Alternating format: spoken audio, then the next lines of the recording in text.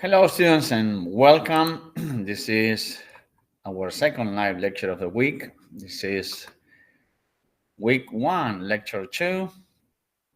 So basically, it's the third lecture you have because you have one lecture that was available to you on Sunday. Then we met on Monday, and this is our second live lecture. So today we're going to do some review exercises for the test. And some of these problems were questions that were given in previous tests. That doesn't mean that you necessarily are going to have the exact same questions, but by doing this, I'm trying to maximize your chances of getting a better score. So, all right, let's do the first question, and this is about identifying, what is a parameter. Remember, when you get a sample, you take a sample and you get, for example, the mean or the proportion or even a standard deviation. Any value coming from the sample, we call it a statistic. However, when you talk about an entire population, remember that we discussed the IQ. The mean for the IQ of the world's population is 100, right? And we even know the standard deviation of the entire population, this world population. I'm sure this has changed, but this is what we accept as the truth. So, based on what I explained here, which was part of the Sunday video, a parameter is, and we have 4 choices. Obviously, it's not a sample because a sample is the statistic. Something unknown? No, we know what a parameter is. Normally distributed, does the name apply to a distribution? Remember, normally distributed. So that has nothing to do with parameters. So it's a population. That's what we drew here. The answer is B. B is the answer to that question.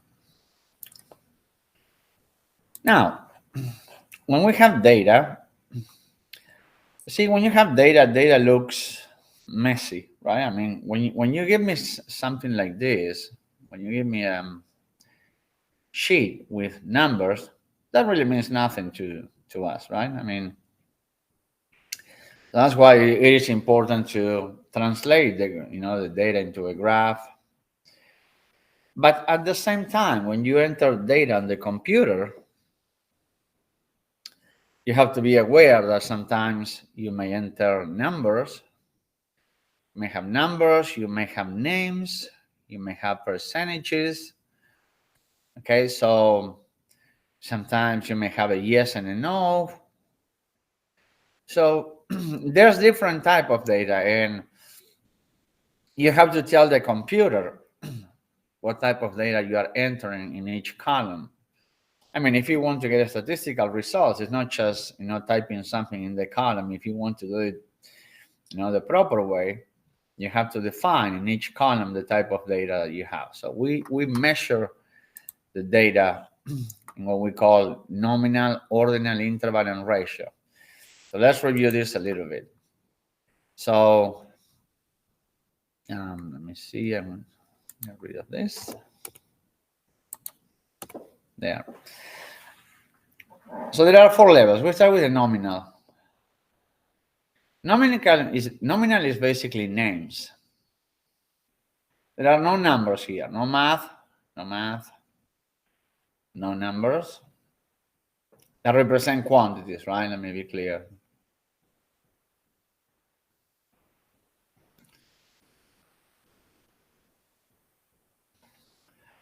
So, for example, we can have categories like religion, eye color,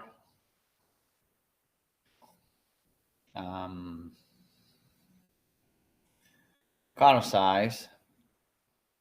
We can have a small, compact economy.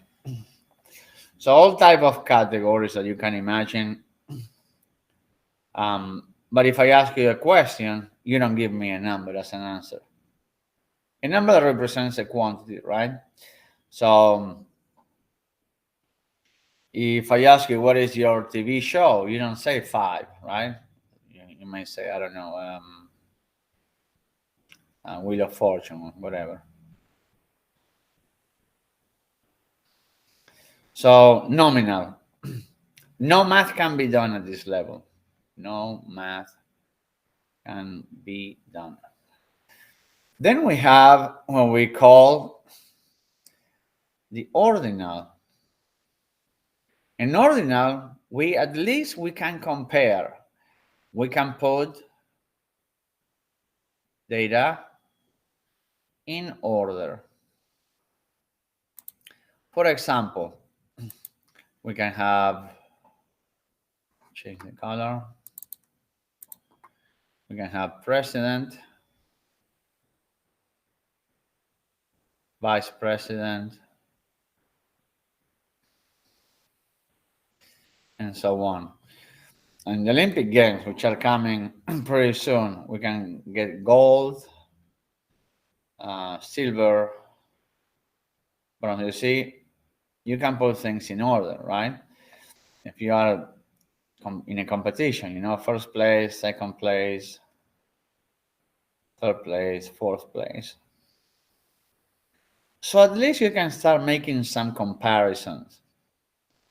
The thing is, you cannot do any math. You cannot do any subtraction. You cannot do any mathematical operation. So to start getting our first mathematical operations, we're going to the interval ratio, in the interval level. In the interval level, differences, in plural, differences are meaningful. Okay, so we can talk about differences. And 0 means something. So 0 doesn't mean that there's nothing. For example, let's talk about temperature. And we're talking about temperature. And proportions don't make sense. Proportions do not make sense. Let's suppose that we have 0 temperature. Well, that doesn't mean that there's no temperature. 0 means something. That means it's very cold, actually to the freezing point, right? Then you may have 40. Let's suppose that this is the temperature in Atlanta. And then in, I don't know, Miami, they are at 80. So you see, we know that the difference is 40. So what's the difference between the temperature in Miami and the temperature in Atlanta? Well, that makes a lot of sense to say, you know, the difference in 40. But you see, we cannot say that 2 times 40 equals 80. We cannot say that Miami is twice hotter than Atlanta. You see, for this variable, temperature, it doesn't work. I mean, this way, like, you know, the classic multiplication of mathematics. No, that doesn't work like this. Actually, 80 is not exactly double the hot compared to 40. 40 is cold, actually, right? I mean, and 80 is warm and you can go to the beach. So it's not, you see, the proportions don't make any sense. So to get to that point where the differences and the divisions or ratios make sense at the same time, we have the ratio level, which is the highest level, right? This is the lowest, the nominal level, and the ratio level is the highest. And here, 0 means nothing. If I ask you how much money you have, 0, that means nothing. You have nothing. And then differences and proportions make sense. For example, at the waiting time, you're not waiting for a doctor, and this guy waited 0 minutes, so he waited nothing. He just went Then this guy waited 20 minutes, and the other person waited 40 minutes, the other patient, right? So you see, 40 minutes is double 20 minutes. If one person waited 20 minutes, but the other waited 40, so here you see, in this case, you can see the proportionality. 40 is exactly double the time compared to 20, right? We're talking about minutes. So proportions make sense. 0 means nothing. We're going to do an exercise here. You may have something like this on the test. I don't know. I don't know. So now we are given a situation, and we have to say if the variable that we are given, we have to assign a level, nominal, ordinal, interval, or ratio. So for example, the teacher of a third grader class, records the height. So the variable is height of each student. What do you think height is? Is it nominal, ordinal, interval, or ratio? If somebody is 3 feet tall and another person is 6 feet tall, I'm not saying that this is in a third class grade, right? It's the teacher of a class, I don't know. So 6 is double. 6 is exactly double the 3 when we are talking about height. So this is at the ratio level. Ratio. The teacher of a third, the teacher, right? A class of third graders record eye color. What is your eye color? You don't give me a number, right? So, and yellow, we can see that it's not ordinal because yellow or, well, there are no yellow colors, but brown and blue, none of the colors come first or can be put, one above the other. So this is nominal. This is very easy to see that it's a nominal variable like color. Then letter grade, that is ABC. So ABC, this is a situation in which we can put the letters in order. First comes A, then comes B. You see, we can make that comparison. We cannot do any math, but it would be like gold, silver, and bronze, right, in the Olympic Games. We can put them in order. One has a higher rank, so this is ordinal. Ordinal. And then, number 4, now we're doing the percentage that each student got on the test. In a science test. So just if somebody got 0, now 0 means nothing. 0%, he got nothing. Somebody gets 50% compared to 100%. 50% is half. So actually, 100 is double. That means this is the ratio level. And then that's why I say, what is interval? What I ask you is, what would be an interval example? Can you think? Can anyone think? I have several people participating. I hope you can hear me well. We talked about the temperatures. Can somebody tell me an example where we see that the interval, that the variable is at the interval level? Remember, the proportions don't make any sense.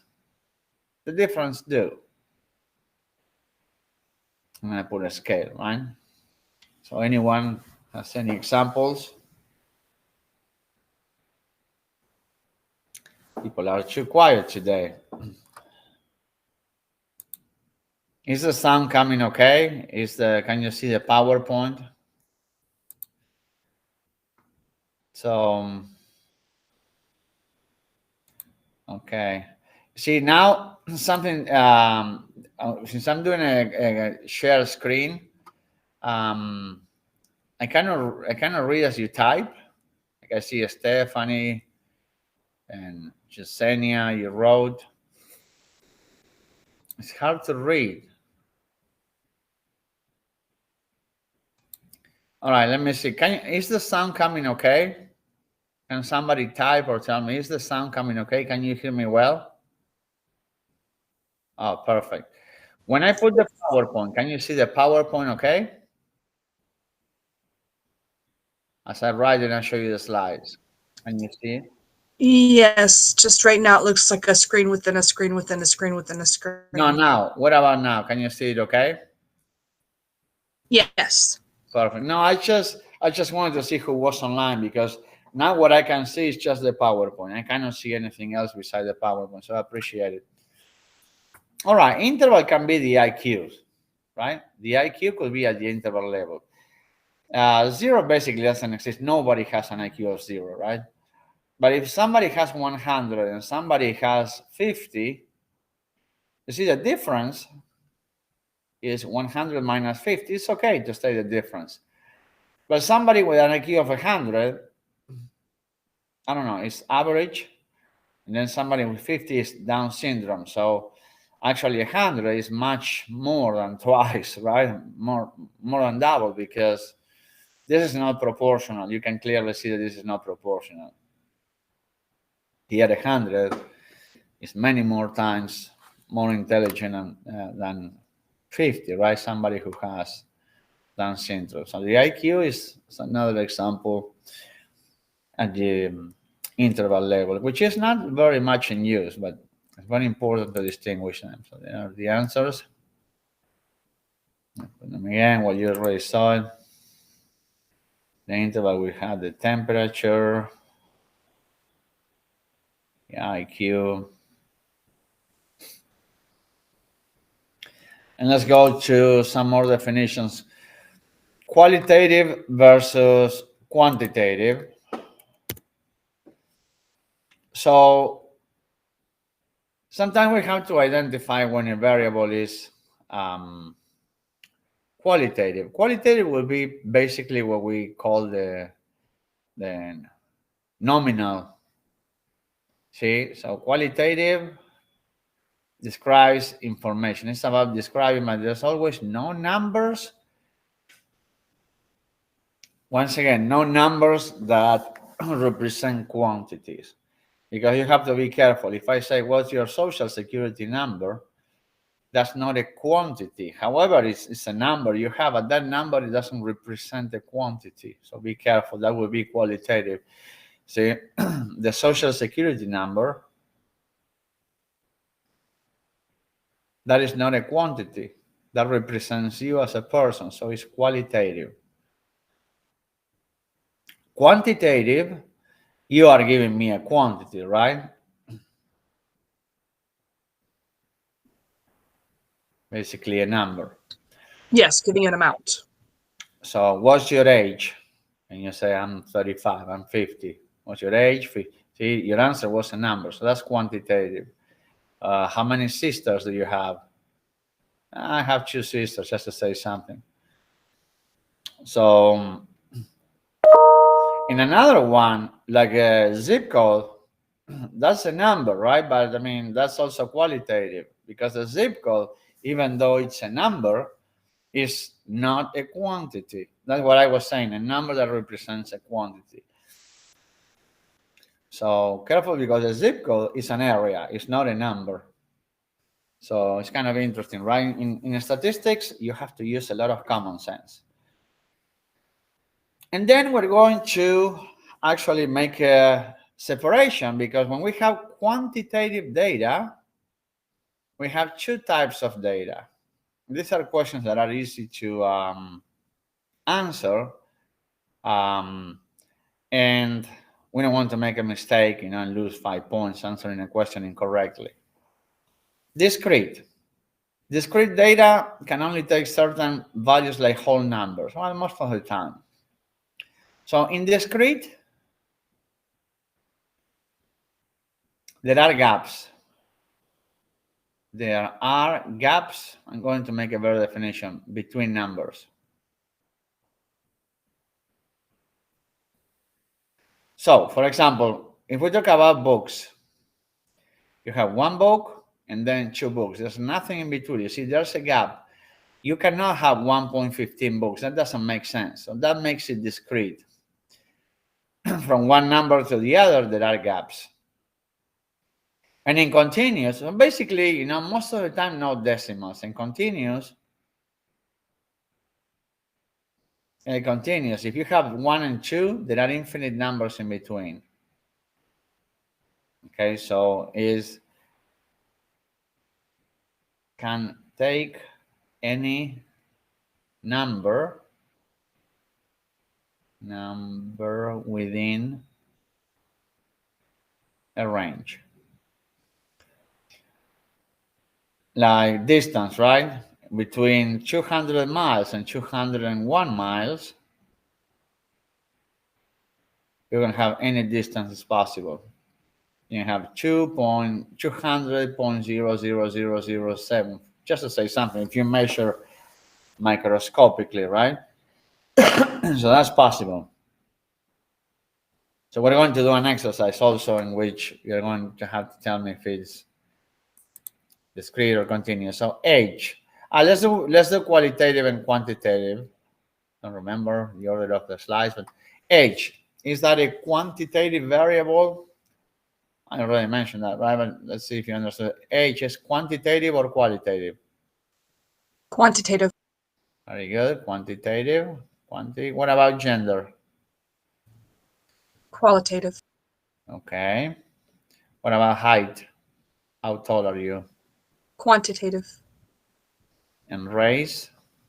Qualitative. Very good. Now, let's look at sometimes, in statistics, as you have observed, sometimes you are given paragraphs, and we have to be careful how we read, this information and how we absorb and assimilate. Cafe owner decide to calculate how much revenue he gains. So the variable is revenue for whatever he sells. I don't care, lattes, coffees. What type of variable is the amount of revenue? Money, basically. Is it continuous, categorical, discrete, or nominal? See, the question will be, how much money did you make last month selling lattes? What do you think is going to be the choice here between A and D? One, we can cross it out, right? Nominal and categorical, well, two of them, we can cross them out because money, you're going to give me a number. And a number, Continuous. it is continuous, very good. See, you're going to, I'm making something up, 5,173.22 cents. So you see, between 573 and 574, you can have, all the cents in between. So yes, it's a continuous variable, money. Definitely not categorical or nominal, which are synonyms, by the way. So, the answers that we discussed. And one more. Place this out of the way. Yeah. So qualitative. See, we have color, type of hair, long, short, curly, lots of energy, tired. Those are qualitative. Discrete, 4 legs. You have a dog can have 4 legs, or a chair, even. So legs is 1 leg or 2 legs. You can have 1.15 legs. That doesn't make sense. The same with brothers. You have 2 brothers or 3 brothers. You can have 2.5 brothers. However, when you talk about weight, you can put decimals or height. Now, I'm going to ask you here, shoe size. It's a quantitative variable. We use numbers. But you have to tell me if it's discrete, or continuous.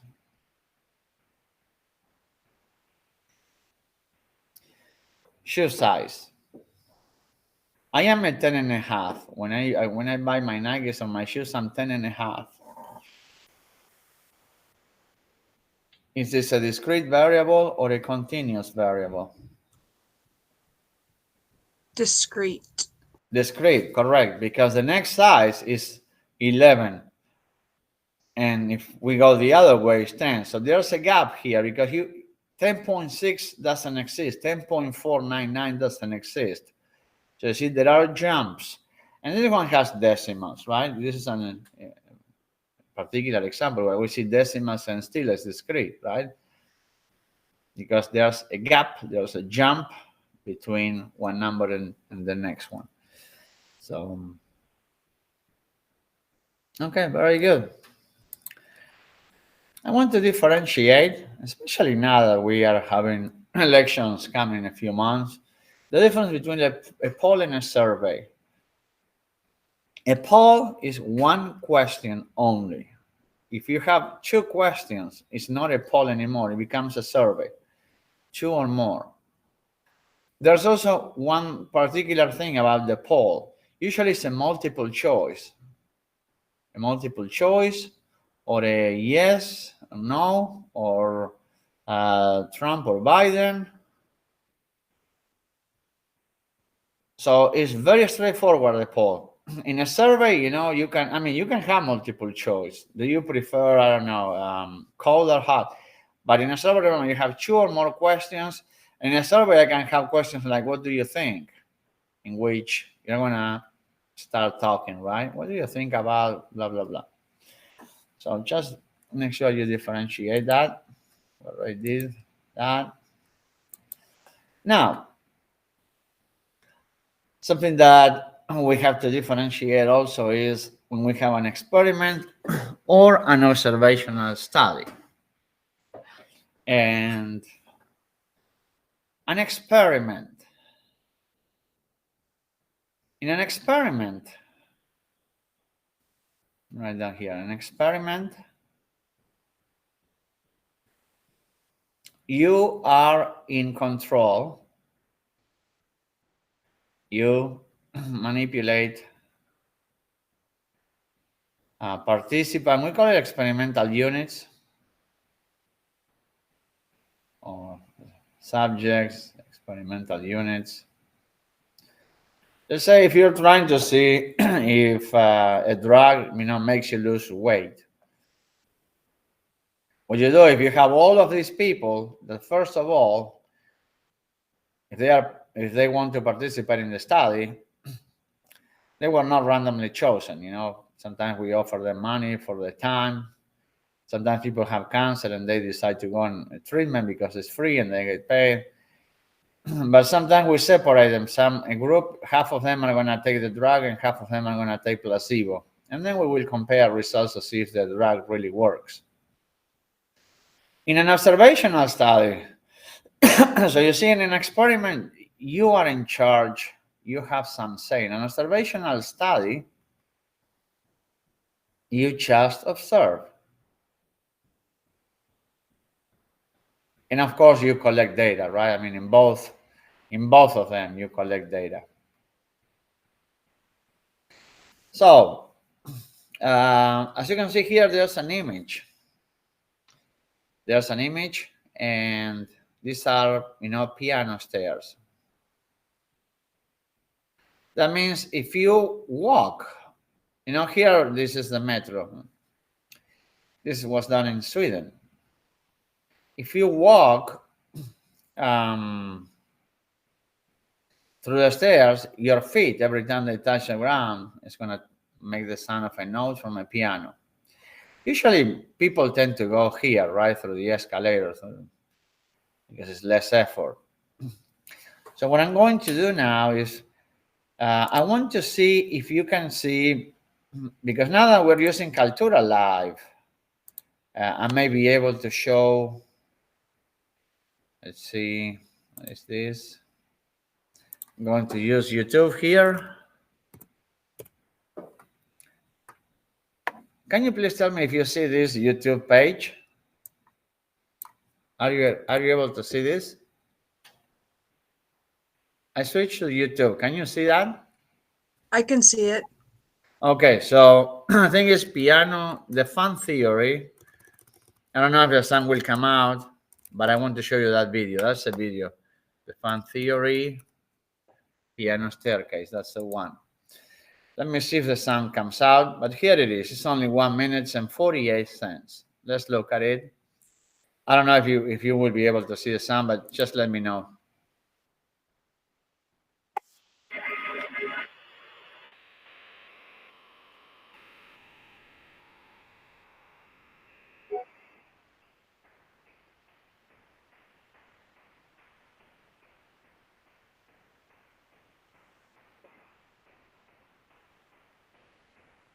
Can you hear the sound? No, I don't hear it. Oh, you don't hear the sound? All right, well, at least we can see the images. I can see the sound on my end, you can Google it yourselves. You see, when the people are going up the stair, the piano is making a sound. That's the part you cannot see. But you see, most of the people are going through the stairs. The kid is jumping, they are playing. People are avoiding, the comfort of the escalator, right? You see, we have some statistics. 66% more people used the escalator. It's kind of unusual, right?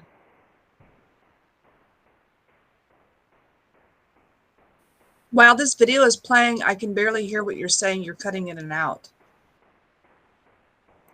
Oh, I see. Sorry about that. Well, Kaitura, let's go back to the. Are you back at the PowerPoint? So, anyhow, can you see the PowerPoint again? Yes.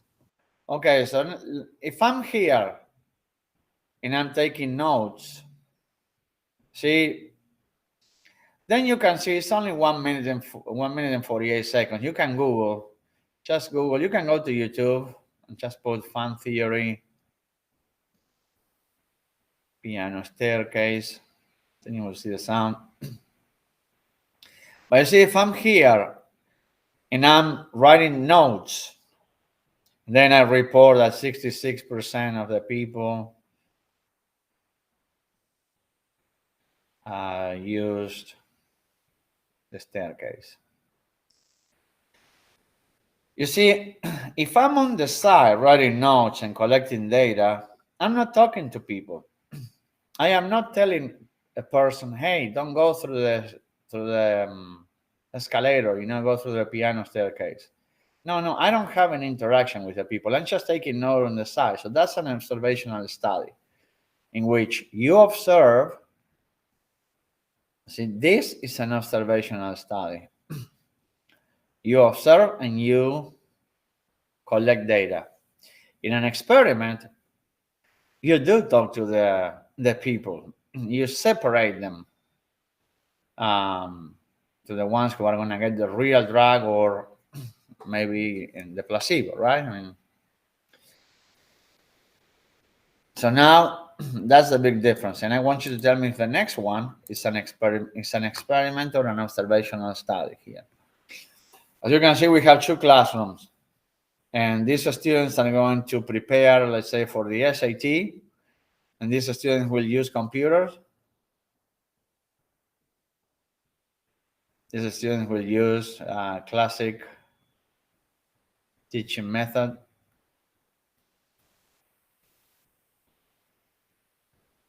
Paper, pencil, board, right? The teacher uses. Is this an expert? And then we will compare at the end of 3 months. We will compare SAT scores from both classes.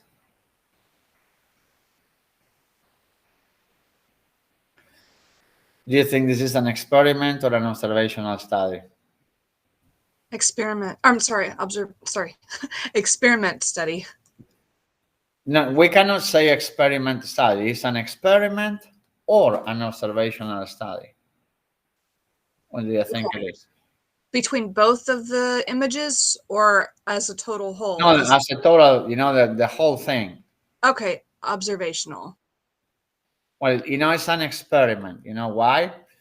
Because in an experiment, you see, here we separated the people to technology and non-technology. In an experiment, there is a treatment applied.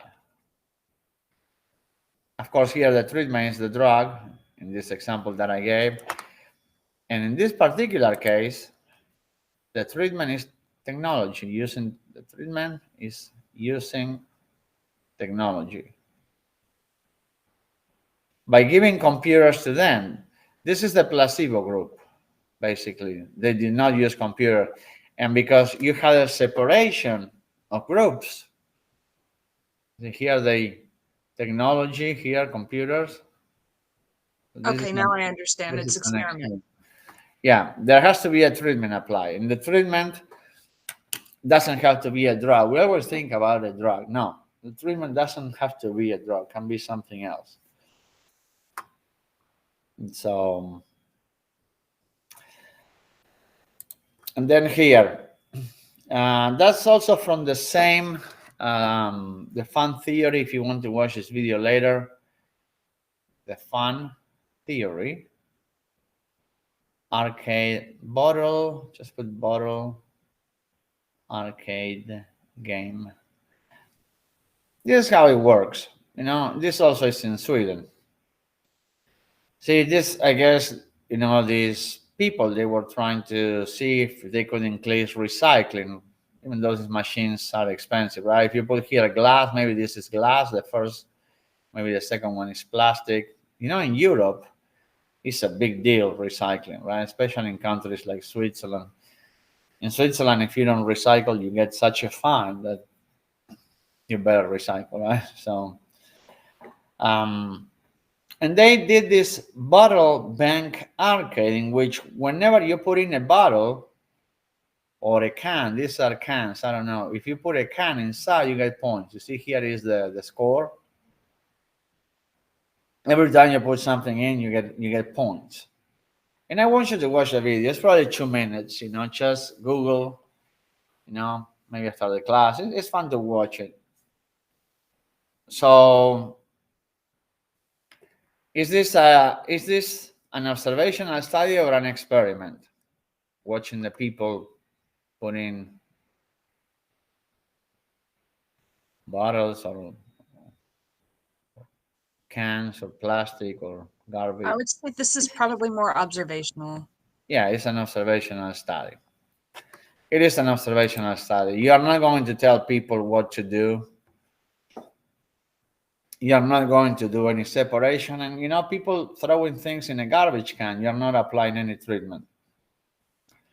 So, sometimes when you watch all of these things, say, oh, this is a social experiment. No, that's not a social experiment. You cannot use the word experiment if there's no treatment applied. And so, all right, there are different types of observational studies. The cross-sectional is the ones we saw. You just collect data at one point in time. For example, this weekend. I'm going to collect data this weekend in an observational study, right? Not over a period of time. Weekend or one day or one week is enough, but don't extend it. The one that is over a period of time is the prospective. That's, cohort means a small group.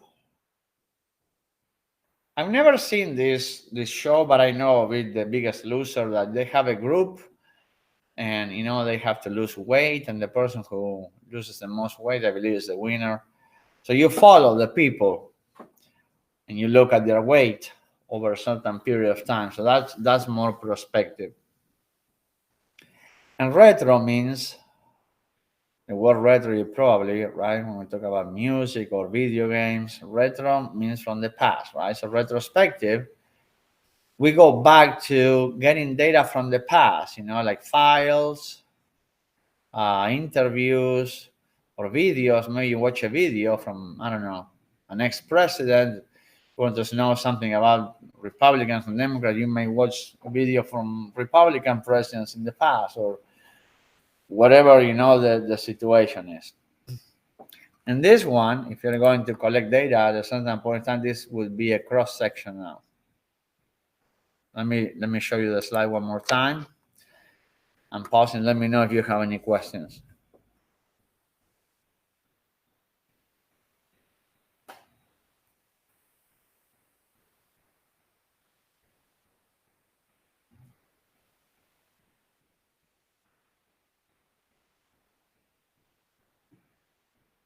No questions? All right. No questions. All right. So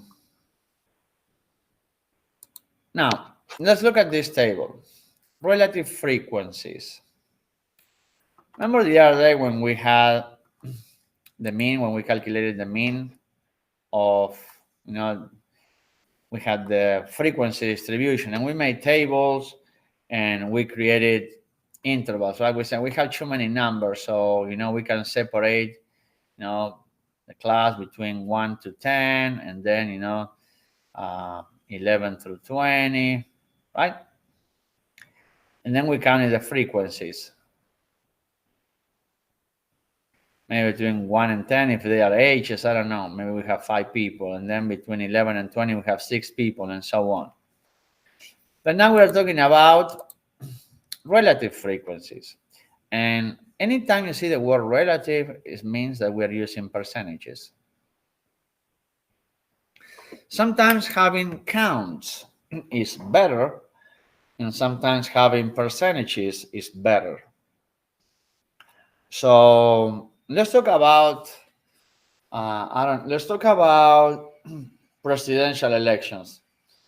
Let's say candidate A has 437,622 votes, and candidate B has 6,075,334.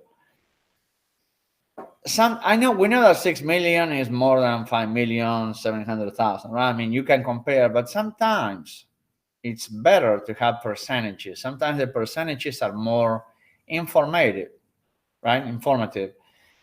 So if I'm looking at elections, I'd rather know which one has 45% and which one has 41%. I see it better than if you give me a quantity, right? Once again, knowing a statistic, you have to use common sense. In life, you have to use common sense. So the way you report things, is obviously important. So sometimes, once again, percentages are much better quantities to see, the whole picture of something. How many people are in favor of abortion? I don't want a number. Don't give me 237,000 in Miami, just to say. How many are against? 195,000? No, give me the percentages. I say 35% are in favor, 47 are against, neutral are blah, blah, blah. Right? So sometimes percentages, I already said several times. So anyways, let's see what we have here. The following are days of rain from 3 different cities throughout the year, and the year is 2021. The days of rain in order from January through December, which we have obviously in January there were 12 days of rain. In February, you see each column March all the way until the last one is December, right? 10 days of rain in December. And look at the question. They always like to put one like this on the test. So I want you to do that. I'm going to give you an exercise now. They love this. It's almost in every test, this exercise. Take it very seriously. Well, everything, take it very seriously. Does it appear that such rain occur during the month of the year with equal frequency? When we say equal frequency, it's not that Obviously, you see 12 is not 16 and 16 is not 14. Obviously, the days are different. But when we say with equal frequency,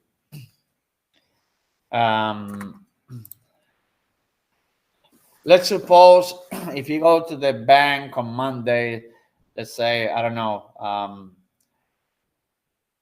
during the week, you go 3 times, and then the next week you go 4 times, and then the next week you go 3 times, and then the next week you go 5 times. If the numbers are around the same, then you can say, statistically that it's with equal frequency. If you want to be strictly mathematically, no, but this is statistics and this is real world, right? I mean, so look, when we add, how do we calculate percentages? Well, here we're going to add all the days of rain. And if we add 12 plus 16 plus 14 plus blah, blah, blah, until you get to the last one, 10, the answer is 167. So during the whole year, we had 167 days of rain.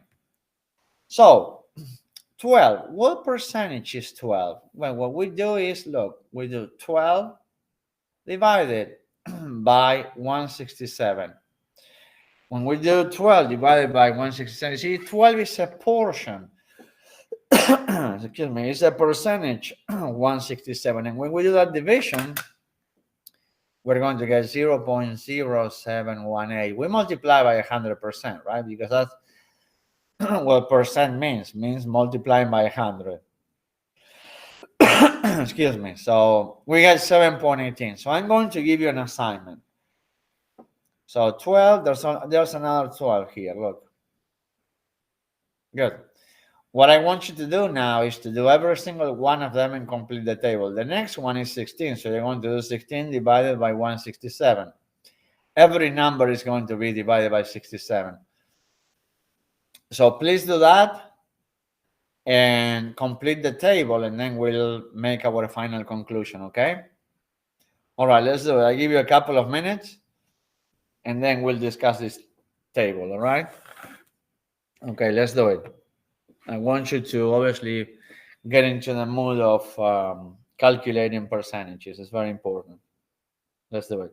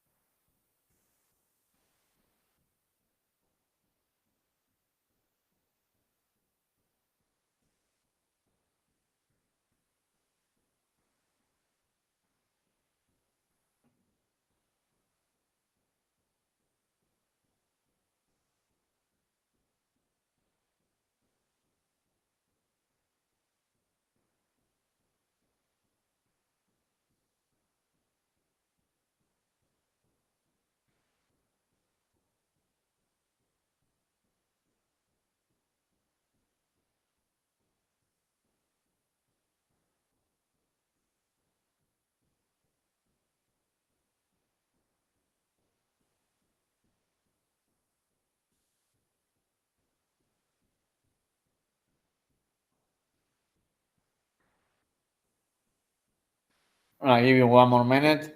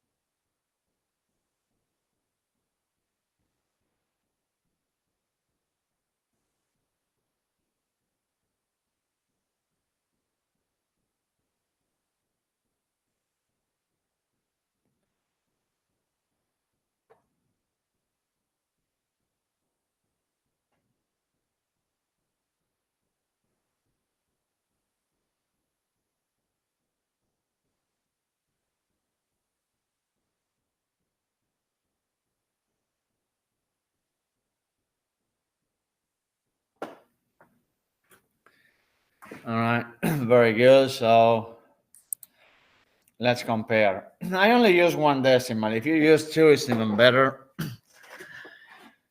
But please let me know if you get similar numbers. You should, I mean, because for this particular exercise, we need a calculator. So do the numbers look the same as yours? Again, I only use one decimal. So do I get a yes or a no?